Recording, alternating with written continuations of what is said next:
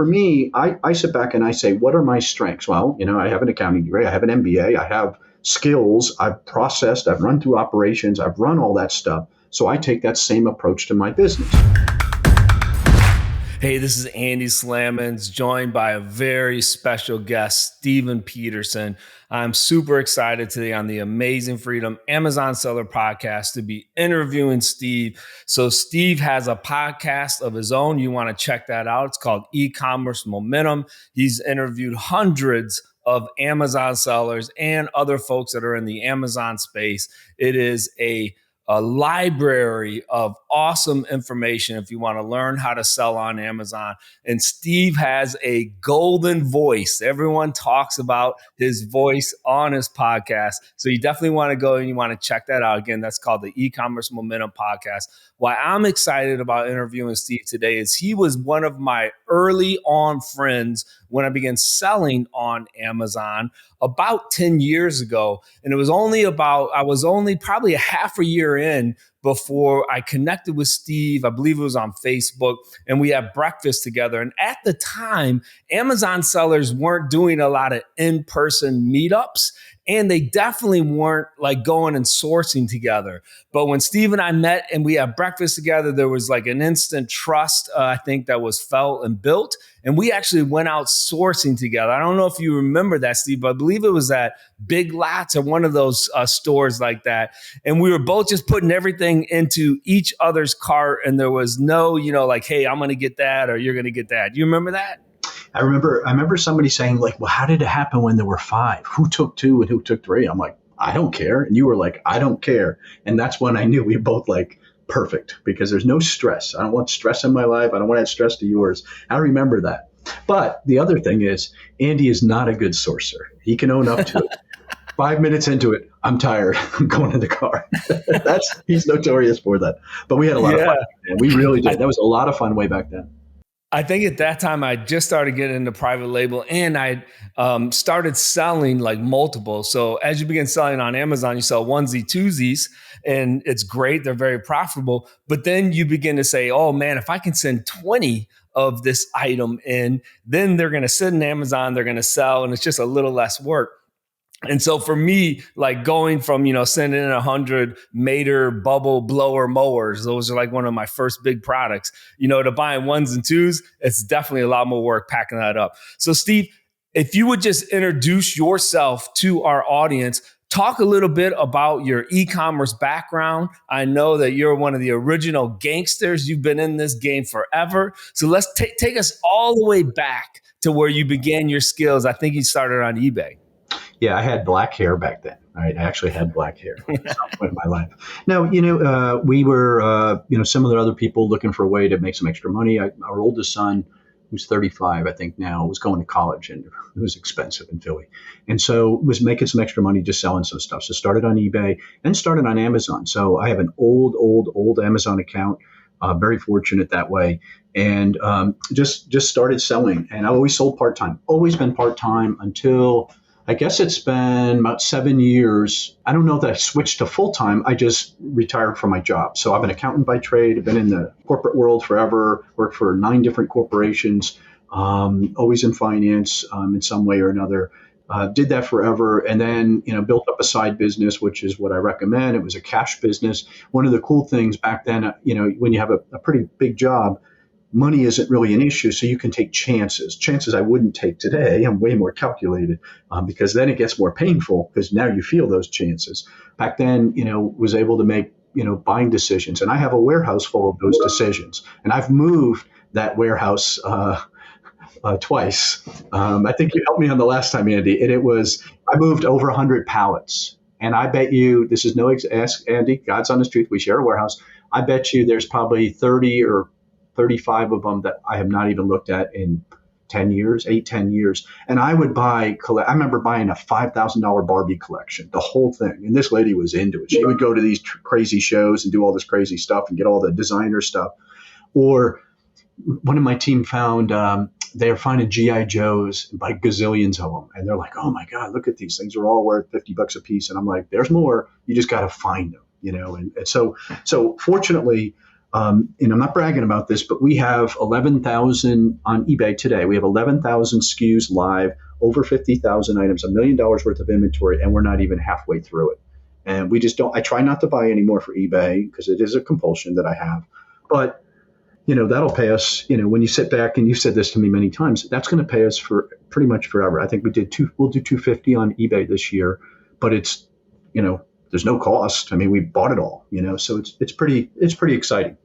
So take us back, because I love your story. And this is what we often, when we counsel and coach people who are just starting out on Amazon, that you want to bootstrap. I love the hustle that you put into it early on. So you're at a corporate job, you're doing a phenomenal job for them, but in your downtime or not downtime, at lunchtime, in the morning, just run us through your schedule real quick, because I want people to get an idea. Just like any business, even if it's a part-time business, you still got to hustle, you got to work, you got to put time in. Give us what your schedule was. So, I was a pretty big deal. So, I mean, I did have a corporate job. So, I had a lot of responsibility, but I had nights, weekends off, or early. I'm up early, really early, right? If you message me at 4 this morning, I was awake. I was in the gym at 5 this morning. I was home by 6, literally. And so for me, the downtime, I was able to do things. So I would, I was selling on Amazon. I'd process in the morning before work. I'd go out at lunchtime. I'd make appointments. Back then, I run an ad in the newspaper. This was my best deal. This is where, and I always explain to people, the best place to buy things is in a private sale. You invite me into your home. I'll be able to see the things that are of value. I'll put them in a pile. We'll negotiate on price. I'll make it win-win. Sometimes I pay more than what they ask because I just say, no, it's worth more than that. But I get the cherry pick. That's the best way to buy. When you can get into somebody's house and be polite and respectful, and you can cherry pick those items, you're going to get the best price. Next place to go is auctions. You go to an auction, you can buy scale. I mean, I bought truckloads of stuff, big boxes of stuff. And then you can go to the flea market or yard sales, then the flea market, whatever. But those are, you're chasing. So I used to run an ad in the newspaper saying, buying books. Everybody has books. Now, this was back when I used to sell a lot of books on Amazon, way back in the day. But I would run that ad and I'd get a zillion people because all old people have books. And then I'd say, well, I also, just like American Pickers, I had a sheet of paper that would tell you, hey, I buy toys, I buy this and that. They'd bring out their kids' Nintendo systems, their video games, their G.I. Joe collection, their Legos and all that junk. And I bought it all. I mean, I literally would pile it up and I just buy it all. I knew what I was buying. And the mistake everybody makes is you buy it and then you're supposed to list it. And I did list it. And then I had somebody one time say, Steve, you're bringing around these pallets like an old girlfriend. You're dragging them around. You got to get rid of them. And it's true. But now that I have a team that can process it, I'm sitting back and saying, I don't look so stupid, do I? And so again, right now, if I'll buy an eBay buy, but it's going to be less than 10 cents on the dollar, period. About 8 cents is my preferable. If I know what it's going to sell for, I'm trying to buy it for 8 cents on the dollar. There is zero risk when you're buying it at that level. The key is you have to have a process to process it. That, I think, and you've been to the warehouse a gazillion times, that I probably have done really well with and do better than most. Yeah. So just to recap, folks that are listening, because a lot of times, the biggest pushback that I get when I ask people, hey, people that want to make extra income, what they say is they don't have the time. But, what you just displayed is you would get up at 4 a.m. You would go into your warehouse before you went to your corporate job. You would get things done. And then at lunchtime, I remember you telling me that there were times where you would box things up and ship them, within that half hour. And so, if you're listening to this and you have a full-time job and you have a family, just like Steve had, there are ways that you can do it. I started very similar, Steve. I had a full-time job. And, you and I both tell people, look, don't go into debt to build a business, right? You bootstrap, you snowball all the profit back in. And I think that's what you did as well. You kind of had a no debt policy and you were able to acquire this inventory, pennies on the dollar, in your spare time that you carved out. And now you were able to build a great business. So let's fast forward, Steve. Last year, you did a little over 3 million, I believe. Yeah, 3.2 million. Yep. 3.2 million on Amazon. Well, it's Amazon warehouse and eBay. So there are some foundational things that I like to describe. Yep. And just to let folks in on too, you really kind of have multiple streams of income. So Steve has actually been working with us, with Nate and I, on our brand since it began. And he is the 3PL service. So he has an amazing team that he has managed for the past 3 years. And then recently, in the last 4 or 5 months, Steve has partnered and he's joined with us now in building out our brand. So again, what I love about what you did there is you spread out, all your eggs weren't in one basket. And I think, again, that's a genius way to do it for folks that are listening, that are just starting to sell on Amazon. There are a lot of different ways, right, that you can make money on Amazon. I think, figuring out your foundation, figuring out what your strengths are. I'm not, and you can believe what you will. I know myself really well. I'm a great number two. I'm a great number two. I'm the guy you're going to bring in when you got a problem and you're like, hey, we need to fix this. I can fix it. Or, and I think I've proven that to you guys. It's for me, I just can't cast a vision for others to see. That's where I struggle, where somebody like a Nate or you guys you have a gift on that. That's just not my strength. I know it, but that doesn't mean I can't add value. I always love when Gary Vee talks about the 10th guy at Facebook still is a multi-hundred millionaire, right? But that doesn't mean he wasn't successful. So for me, I sit back and I say, what are my strengths? Well, I have an accounting degree, I have an MBA, I have skills, I've processed, I've run through operations, I've run all that stuff. So I take that same approach to my business. If you're in sales, you have the gift of gab, right? So you can talk to a store manager, you can negotiate. Every store is negotiable, right? Negotiable, I guess that's the right word. So if you have a sales background, that's your gift. You can apply that in this business and you'll have a competitive advantage over me. Or if you have a logistics background, that would be another great thing. Or you're just a hard worker and you're willing to put in the time or study, and put in the time. It's funny, I think back to the thousands of hours of YouTube I'd sit there and watch. I still watch, for some reason, I like watching these guys pull eBay items and ship them and they find value.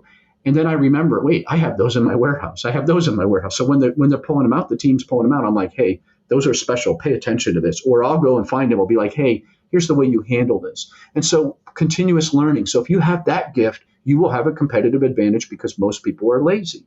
And so, if you're willing to do the work, I think you can be successful regardless. However, if you go in there and you have to, I love the guy who says, I have to make $100,000. Can I do it on Amazon? I've got $2,000. No, please don't. Jeez, don't go get a job. Do something else, right? This is not the place to do that. If you want to build a lifestyle business, we're pretty fortunate. My wife and I, we're in the grandkids stage. Both of my boys are married. I have my one son I have 3 granddaughters. My younger one, who's got married recently, not yet, maybe someday. But we're in that phase where I can travel and spend time with them, and that's what's so important to us. But we've designed that life. It comes at the cost of other things. I'm never going to be the biggest seller. Okay, I'm fine with it. Or I'm going to work with you guys, and I'm cool with it. So to me, being comfortable there, but figuring that out, I think most people, if they're honest with themselves and stop comparing themselves to me or to you or to anybody else and sit back and say, hey, take stock in yourself, say, here's what I'm good at. How can I apply this in this business? And if it's like me working for someone else, I actually have another job. I'm back in the employed world, but I love it because they think I'm a wizard and I just this is what I used to do. This was what I did. And to me, that's so cool to find that place in your life. And again, that's recent, but it's just neat to see how your life leads you to that place. And you too can do the same. That's awesome. So 2 things I want to get into, but before we do, so I want to talk about, recently how you've joined us in partnering and helping build our brand. It's been an amazing experience. And so we'll talk about that. Like Steve has just come in and he's been rocket fuel to our company, really just helping us take off.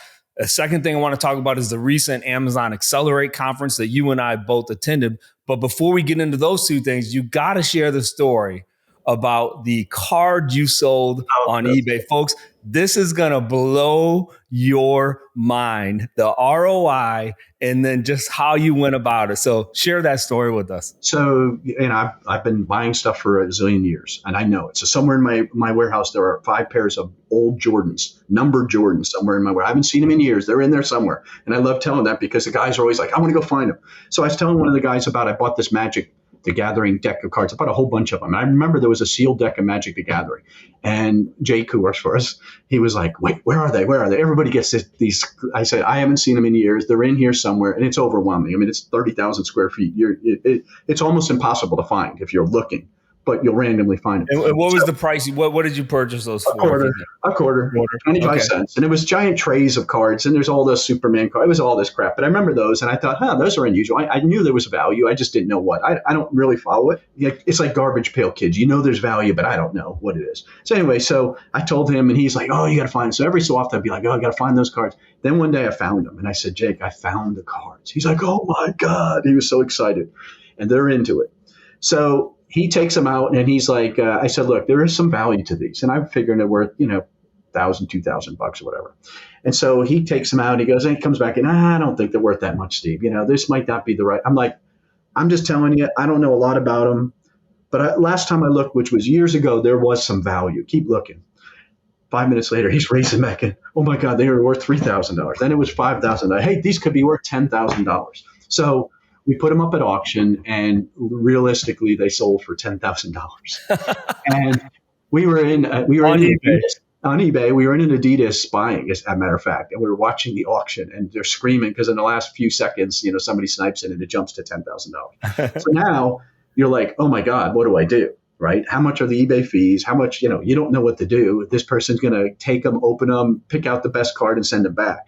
So you call eBay, right, and you deal with them. And first off, there is a cap. Maybe it's like $500 fee. There is a fee cap, which I never knew that though. That was the most expensive thing I ever sold. Second, I said to the guy, I said, hey, look, I'm not shipping these things.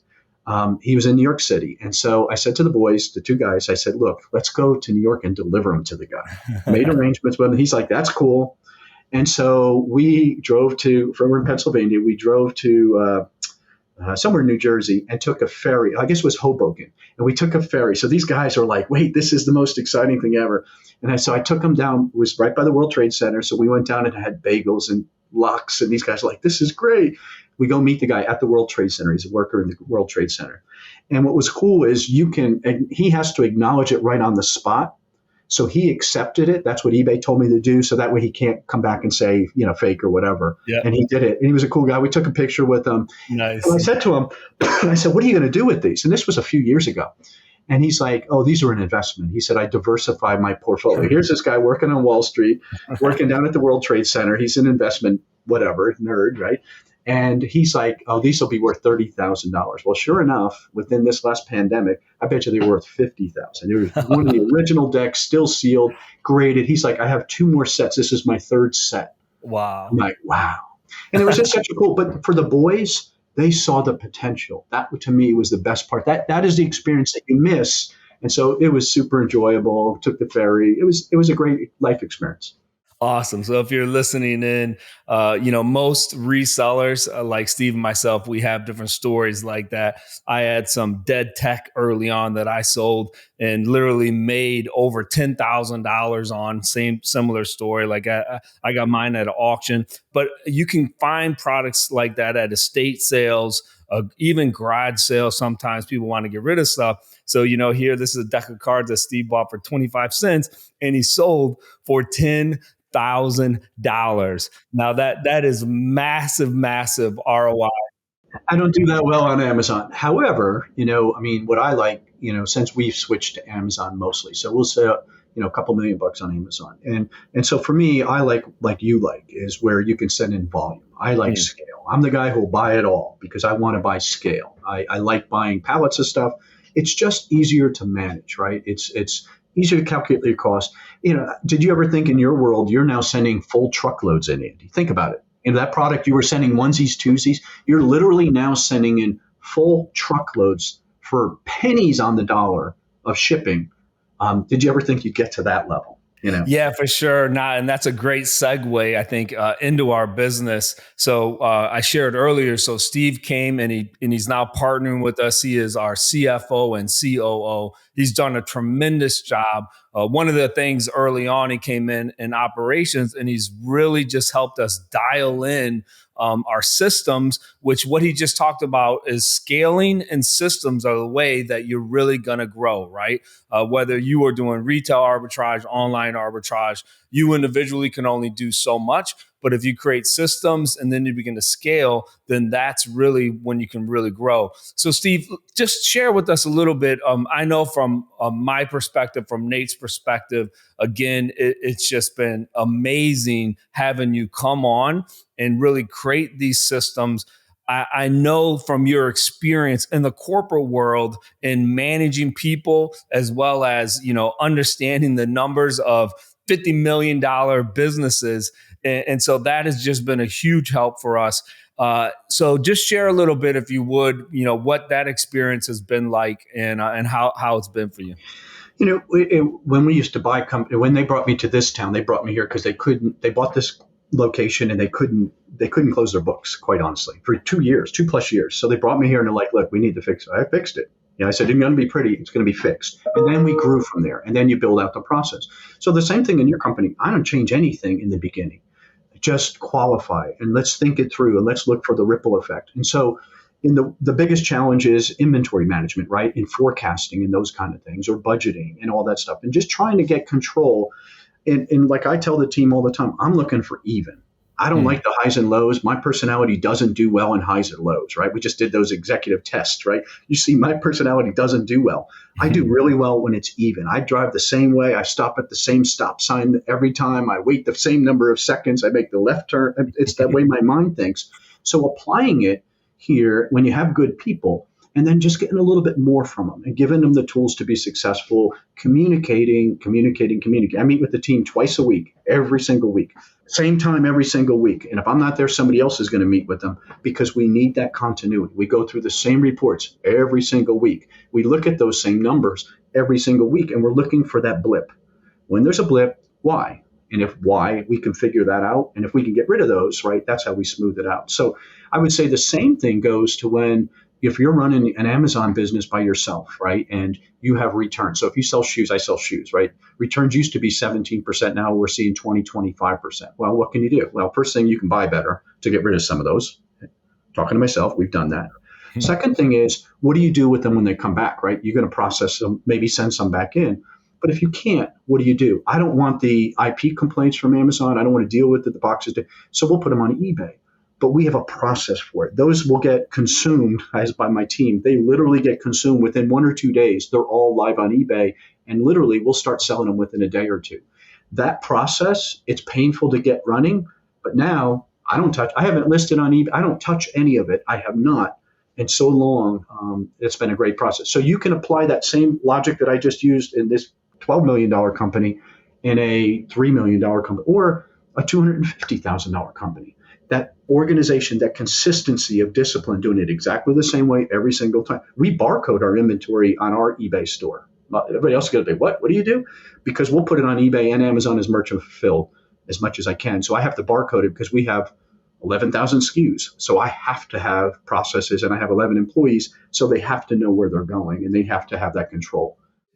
Share with us, if you would, a little bit, because this is probably what I've been most amazed about as you've come in now and are working with us. I saw it from a distance with the team that you built at the warehouse, but now, like, being up close, like, you have an amazing gift of engaging and building out team members and then helping them believe in themselves and really feeling a part of it. So I think about the warehouse, how you would meet with the team every morning, how you do Friday lunches at the warehouse. Nobody that I know of that runs warehouses does that. But I could see the camaraderie that was built when your team actually felt like you cared about them. And now I've seen that in our company as you've come in and the team that you work with. I can sense it and I know it, like they feel engaged and they feel part of it. So share with us a little bit kind of your philosophy behind that and just why that drives you. So I do care about people. I'm going to get emotional here because I do think, life is fleeting, short. And so, I believe in that love everyone kind of thing. It sounds stupid, but I really do believe in that because I just think that the more love I give, the more I get. right? And so I'm not expecting anything, but that just works for me. I've been the jerk in the corporate world. I've been in that competitive environment where it was encouraged to be a jerk. I'm a really good jerk sometimes. And so that part of me, I don't like. I don't ever like that part to come out. So I work on the other side a lot harder.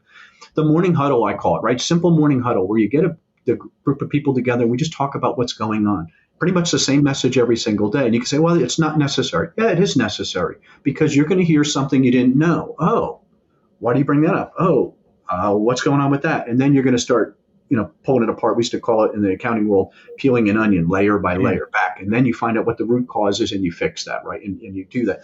The other thing is people leave you for 1,000 reasons. It's 1,000 problems. There's there's no toilet paper, or the toilet paper is not good, or the bathrooms aren't clean, or the garbage isn't empty, or nobody said good morning. I've heard that one. The one person who works for us, she said her old boss never said good morning to her. I'm like, oh my goodness, I want to hear about your life because it's cool. You're doing stuff that I'm not. I think it's cool. And so I enjoy that. Friday lunch, I do get a lot of grief from people. I probably spend $100 a week. I bet you I spend $100 a week. Sometimes it's 150, sometimes it's $40. It depends. But it's the best investment because it's a chance where I can sit down with you as a human being and talk to you, and I can hear that stuff's going on in your life. I love when one of the guys is dating someone. He just told me that we were unloading a container, and I'm like, oh my gosh, that's awesome. Like, to me as a dad, that's what you want your kids to, to find that person and that connection, because that's going to give them stability. Selfishly, that's going to give me a stable employee. That's not my goal. I want him to be happy because that's cool. The other thing is I'm really careful to tell the guys, hey, look, you're not going to be doing this the rest of your life. Steve's going to retire at some point again. However, I'm going to give you a set of skills that you can apply anywhere. I'm going to teach it. I'll teach them all how to sell on eBay, even though they work in the 3PL or they work on the Amazon side. I still want to teach them that because they can go anywhere and learn how to do this on the side. They can supplement their income. So if they want to be a race horse rider, they could sell on eBay to supplement while they're learning, right? While they're growing. And if I give you that skill set, or I give you the ability to talk to store managers and show you come out of your skin. We have a guy, I think of Andrew, who's now on the phones. He's probably one of our best phone reps. He's so shy, he wouldn't even talk to you. Yet now he's got that confidence because we taught him. Well, that skill set, where he goes next, is going to be like any employer is going to be like, oh my God, you're great. Where did you learn this? That's what you want.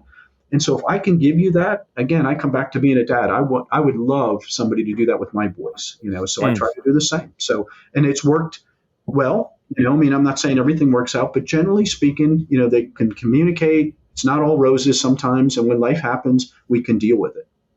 That's awesome. I think, for Nate and I, we can be so task oriented. Like when we get in these meetings, but I've seen a huge change in him too. Same even when I was at the warehouse, and you really changed my mindset. When I would walk by people, I would just walk by because I'm doing something. I don't want to interrupt them. But you taught me, like you just said in the morning, say good morning and say their name. They're a person, and that relationship matters so much.